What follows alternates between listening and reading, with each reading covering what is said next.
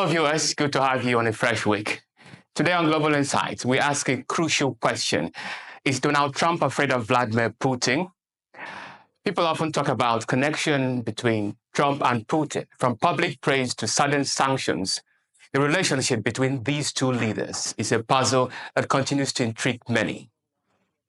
During a conversation with Trump on Fox News on Sunday, Maria Bartiromo asked the president a clear question. Is the United States treating Russia and Hamas equally as aggressors? Here's what Trump had to say. Both Ukraine and Israel were both attacked by aggressors. Is America treating both countries similarly? Are they treating the aggressors similarly?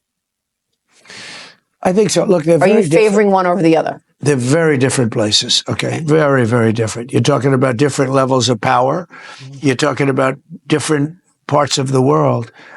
The Middle East has been under attack forever. It's been, you look, when wasn't it under attack? And then we came along and did the Abraham Accords, which was unheard of. Have you been as tough on Russia as you've been on Hamas? I mean, what do you want to say to critics? Well, I've been much tougher because I haven't done to Hamas. That's been Israel that has to do to Hamas. But Israel does tell me what's going on. I think I've been very tough to Russia. Tougher than anybody's ever been to Russia, if you think about it. First of all, we had the Russia hoax, which was a very bad thing, could have led to a war. And that was started by Schiff and all these lowlifes. I know. They're total lowlifes. And it was a fake deal, the 51 intelligence agencies. I took all their passes away. They can't participate anymore.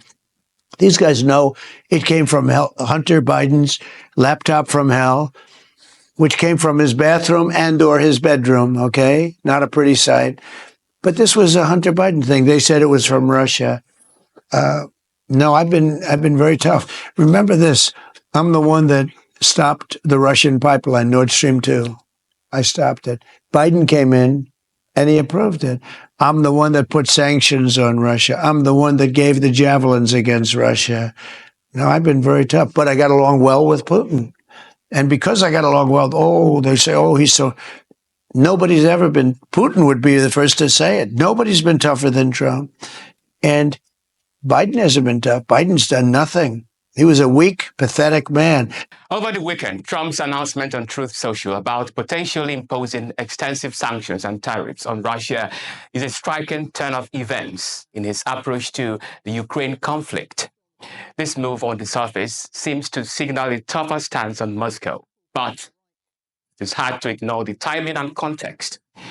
Just days earlier, Trump faced backlash for a heated Oval Office clash with Ukrainian President Volodymyr Zelensky, where his comments and demeanor were widely interpreted as favoring the Russian President Vladimir Putin. By threatening economic consequences for Russia, Trump might be attempting to recalibrate his image and counter the narrative that he is soft on Putin. The Oval Office confrontation, where Trump accused Zelensky of gambling with World War III and dismissed Ukraine's position as weak, left a sour impression. Critics argue that Trump's rhetoric undermined U.S. support for Ukraine and emboldened Russia. The fallout from this clash likely put Trump in a position where he needed to demonstrate a more balanced or even assertive approach to the conflict. His sanctions announcement was a strategic response to this criticism, aiming to project strength and neutrality while still pushing for a peace deal. Now, however, there is a problem of consistency. Trump has often praised Putin as strong and smart and avoided criticizing him, which has made people question his true stance. Yesterday, reporters asked me if I thought President Putin was smart. I said, of course he's smart, to which I was greeted with, that's such a terrible thing to say. I'd like to tell the truth. Yes, he's smart. The NATO nations, and indeed the world, as he looks over what's happening strategically with no repercussions or threats whatsoever, they're not so smart. They're looking the opposite of smart. If you take over Ukraine, we're going to sanction you, they say. Sanction? Well, that's a pretty weak statement. Putin is saying, oh, they're going to sanction me. They sanctioned me for the last 25 years. You mean I can take over a whole country and they're going to sanction me? You mean they're not going to blow us to pieces, at least psychologically? The problem is not that Putin is smart, which of course he's smart, but the real problem is that our leaders are dumb. Dumb. So dumb. And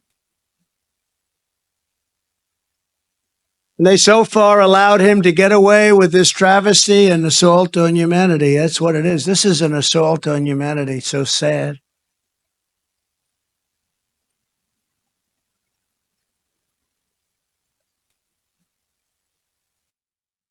Now, he's suddenly threatening sanctions against Russia, but some see this as a way to distract from his recent Oval Office controversy rather than a real change in policy. If people think these sanctions are fake or won't work, it could hurt his reputation even more when it comes to foreign policy. While Trump has expressed a desire to negotiate peace, his approach has sometimes been seen as more accommodating to Putin compared to other leaders. He referred to Ukrainian President Zelensky, who has ruled since 2019 as a dictator without elections. But when he was asked if he viewed Putin in the same lens, he failed to give a categorical response. Very sad indeed. When you call Zelensky a dictator, would you use the same words regarding Putin? I don't use those words lightly. I think that we're going to see how it all works out. Let's see what happens. I think we have a chance of a really good settlement between various countries. And, you know, you're talking about Europe and you're talking about Ukraine as part of that whole situation. The other side has a lot of support also. So let's see how it all works out. It might work out. Look, you can never make up lives. The one thing you can make up the money, but you can't make up the lives.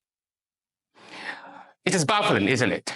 Calling Zelensky a leader democratically elected in 2019 a dictator, while giving Putin, who has clung to power for over 2 decades through constitutional loopholes and political maneuverings, a free pass, feels like a glaring double standard. During the presidential debate, Trump claimed that Putin respected him and suggested that his leadership would have prevented the Ukraine war. Harris, on the other hand, argued that Putin would eat Trump for lunch, implying that Trump might not be able to stand up to Putin effectively. I want to get the war settled. I know Zelensky very well, and I know Putin very well. I have a good relationship, and they respect your president, okay? They respect me. They don't respect Biden. How would you respect him? Why? For what reason? He hasn't even made a phone call in 2 years to Putin, hasn't spoken to anybody. They don't even try and get it. That is a war that's dying to be settled. I will get it settled before I even become president. If I win, when I'm president-elect, and what I'll do is I'll speak to one, I'll speak to the other, I'll get them together. That war would have never happened. And in fact, when I saw Putin after I left, unfortunately left because our country has gone to hell. But after I left, when I saw him building up soldiers, he did it after I left. I said, oh, he must be negotiating. It must be a good, strong point of negotiation. Well, it wasn't, because Biden had no idea how to talk to him. He had no idea how to stop it. And now you have millions of people dead, and it's only getting worse, and it could lead to World War III. Ukraine stands as an independent and free country. If Donald Trump were president, Putin would be sitting in Kyiv right now. And understand what that would mean, because Putin's agenda is not just about Ukraine. Understand why the European allies and our NATO allies are so thankful that you are no longer president, and that we understand the importance of the greatest military alliance the world has ever known, which is NATO, and what we have done to preserve the ability of Zelensky and the Ukrainians to fight for their independence. Otherwise, Putin would be sitting in Kyiv with his eyes on the rest of Europe, starting with Poland. And why don't you tell the 800,000 Polish Americans right here in Pennsylvania how quickly you would give up for the sake of favor and what you think is a friendship with what is known to be a dictator who would eat you for lunch. And fast forward to now. Harris' prediction seems to be playing out. After a heated Oval Office clash between Trump and Zelensky, where Trump criticized Ukraine's position and accused Zelensky of risking a larger war, the U.S. has withdrawn military aid and intelligence support to Ukraine. This decision has left Ukraine without critical tools to counter Russia, potentially giving Putin an upper hand in the conflict. In the Ukraine war, Russia is clearly the aggressor and Ukraine the victim. Peace must come from the aggressor, stopping the invasion, not from the invaded, halting their defense. It is hilarious and ironic of Trump to claim that Zelensky is averse to peace. It seems like Trump ignored the fact that Ukraine has been defending itself against a much stronger opponent. His comments made it sound like Zelensky was a problem, even though Ukraine is the one under attack. This kind of statement feels unfair and out of touch with the reality of the situation. It is like blaming someone for not stopping a fight when they are the one being punched. Whether this reflects fear, strategy, or simply Trump's unique style of diplomacy is open to interpretation. Now, what do you think about this dynamic? Let me have your thoughts on the comment section. You're watching Global Insight on DDM Television. If you love more of this, do not hesitate to hit the like button, make your comments, share this video, and then subscribe to our YouTube channel. Of course, I am Tochukwu Raphael. See you next time.